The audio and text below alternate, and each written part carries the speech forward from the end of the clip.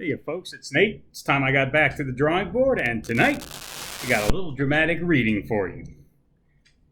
Wait a minute, Ben Treffin said. Wait a minute now, tell me again, so I'm sure I've got this straight. What do you think we are? You mean yourself? Ben shook his head. I mean spacers in general. We know what you are, Tom Barron said. Do you think we're human?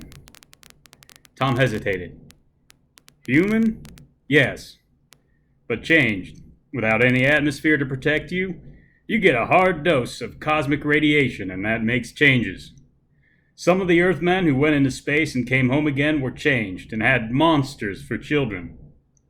What kind of monsters? Ben broke in.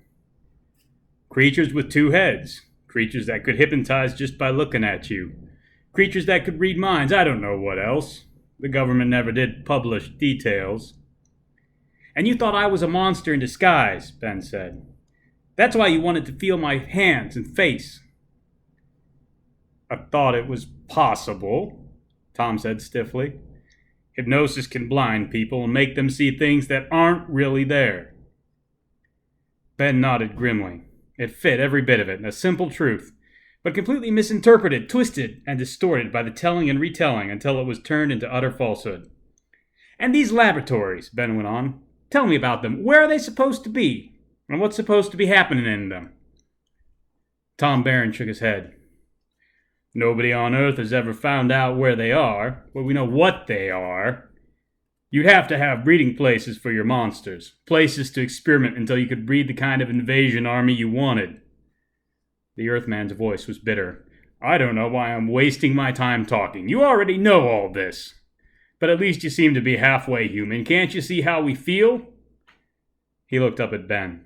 Think about it for a minute. Think how you'd feel living down here if you knew that any minute, any hour, any day or year, raiders might be coming down to carry off your own sister to breed monsters with. Think how you'd feel. There was a long pause as Ben looked from Tom Barron to his sister and back again.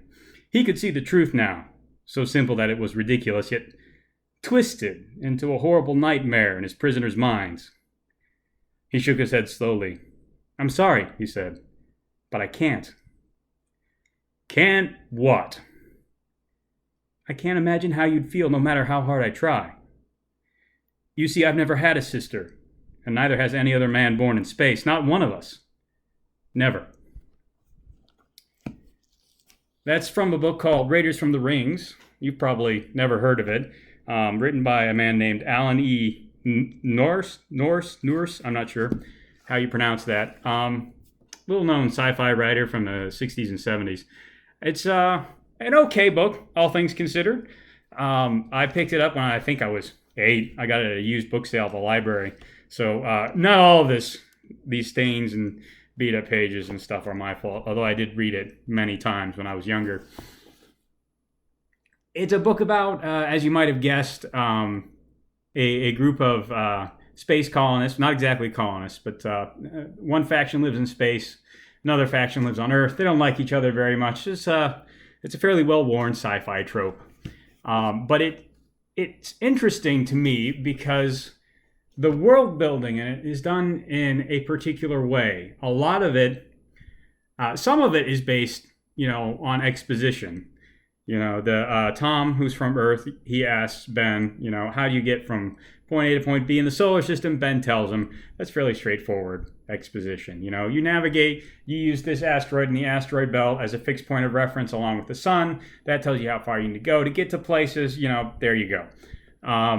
Pretty straightforward stuff. But when he talks about particularly culture is almost always explained to us through the lens of characters who are misinformed about the culture. And normally, when you introduce a character, you introduce a setting to readers, you do it through the eyes of a character who doesn't understand that culture. So he can have all this exposition delivered to him. And, for a lot of things, I think that uneducated or ill-informed character is a fine vehicle. But when you're dealing with cultures, I believe it is better to have characters who are misinformed than it is to have characters who are simply ignorant. And I will want to explain why using this particular exchange. The broader context is pretty simple. We're introduced to Ben. He is a spacer. He is a raider. And when we are introduced to him, he's getting ready to attack Earth for the express purpose of kidnapping between 20 and 40 women. Now, there are other raiders that are going along with him, and they're not kidnappers. They're not after women. They're going to steal food supplies that don't grow very well in space. They're going to steal particular technical parts or materials that can't be found very easily in space or very easily manufactured in low-gravity environments. Fair enough. The people of Earth won't let them back there to do their own growing or their own manufacture, so they just have to steal what they can get. They do their best not to hurt or kill anyone while they're doing it, so we can respect that. But Ben is a kidnapper. Why is he a kidnapper? Why is there this constant terror of have the people of Earth having family members snatched away for no apparent reason? And the answer is because spacers are mutants. You see, Tom was right. There is a legion of spacer mutants because every spacer is, as I said, a mutant. They are damaged by cosmic radiation in such a way that men, particularly males who stay in space for a certain length of time, are damaged by cosmic radiation in such a way that their X chromosome functions like a Y chromosome during reproduction. That means they only father male children. Therefore, every person born in space is going to be a mutant because these new children will also have their X chromosome damaged, so that they essentially have two Y chromosomes for the purposes of reproduction. And that means if the spacers want to continue to survive as a people, they have to kidnap women from Earth. However, because of the breakdown in communication between the Earthmen and the spacers, and the refusal of the Earth government to publicly acknowledge what the research into space travel has revealed, the idea that the spacers are raising an army of mutant monsters is rampant on Earth. And that reveals to us not only what spacers, this exchange, it not only reveals to us that spacers are mutants and they can only have male children. It not only reveals to us the way that Earth has twisted their understanding of their brothers in space. It reveals to us a fundamental weakness in Earth culture, and that is that they are terrified of the spacers. For reasons that are really not justified, as we see in this book, because the spacers actually, the Earth actually launches a counteroffensive against the spacers at the beginning of the book, when Ben's raiding fleet is past the point of no return into Earth's gravity well. A reprisal fleet is launched, and it just demolishes the spacers. Because ultimately, Earth has a much larger population, more raw resources, and of course they can breed as fast as they want because they don't have to kidnap women in order to facilitate increasing their population. Earth just has all the advantages. And that's, of course, the hurdle that Ben has to overcome. But they are crippled by fear. They don't understand spacers. They have no desire to understand spacers. They don't even stop to talk with them because they're terrified they're going to be hypnotized by mutants that don't exist. The weakness of Earth is that it is founded on fear. And in this exchange, we are not told explicitly that weakness, but we can see it in the entire exchange. It makes us an active part of understanding the world. Instead of just having a character in the book ask questions and then get a big exposition dump that we just passively read, our brains are active in thinking about and reasoning out Earth culture, why it's doing what it's doing, and what the possible impacts of that are. And that, I think, is a stronger world building than just having an exposition dump. The reverse is also true. Spacers are pretty arrogant, all things considered. It's hard to, you can't really pick it out in that exchange.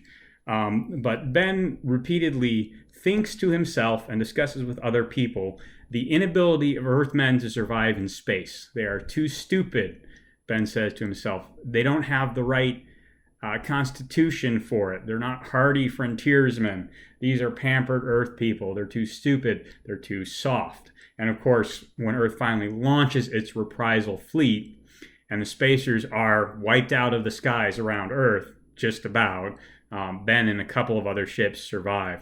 But when the spacer fleet is just smashed, the arrogance that has underpinned spacer culture comes into sharp focus. They weren't ready for this, and they should have been, because Earth had all of the natural advantages. They had the population, they had the resources, they had the surface area to work with. They could grow their own food, they could do much more manufacturing, their population, all these things. It should have been obvious that Earth was always going to be a threat, and that they were only held back because they were scared of the spacers. And again, no one in this book says spacers were too arrogant to see. That's not entirely true. Tom says it, but Ben doesn't buy it because it's early in the story when they're not quite understanding each other yet. So Tom says it, but Ben doesn't buy it. And by the time it becomes clear, you've almost forgotten about it.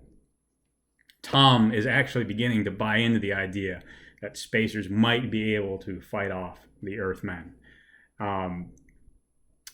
So there's these two cultures that are deeply flawed, and the world building is not passive information dump world building. It's this active world building where we see these cultures misunderstanding each other, and then we see the consequences of those misunderstandings. And they're not happy consequences. These are very hard, sharp consequences for these characters to deal with. Tom and his sister, whose name has escaped me, I want to say Sharon. Don't. Okay. Anyways, Tom and his sister have to deal with the fact that they've dehumanized, quite literally, other human beings for their entire lives. And they see the consequences of that when they get to Mars, and almost every spacer on Mars is dead at the bottom of smoking craters. Joyce, that is the name of Tom's sister. Tom and Joyce have to deal with the guilt of a somewhat unjustified lashing out on the part of Earth. And at the same time, Ben has to deal with his own arrogance and ego that has made it very difficult for him to accept the situation he's in. That's a really great world building. It really plays up conflict. It plays up theme, and it makes the story stronger.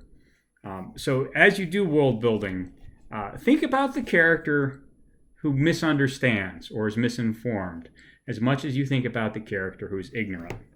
And I think the stories will come out much better. I know that since I started trying to deliberately incorporate the misinformed character into my stories, I have found exposition goes much better, reads much better, and is a lot more fun to write. Just something to think about. I hope you enjoyed it. If you did, there's a like button and subscribe button down below. Use them as you see fit, and I'll talk to you later.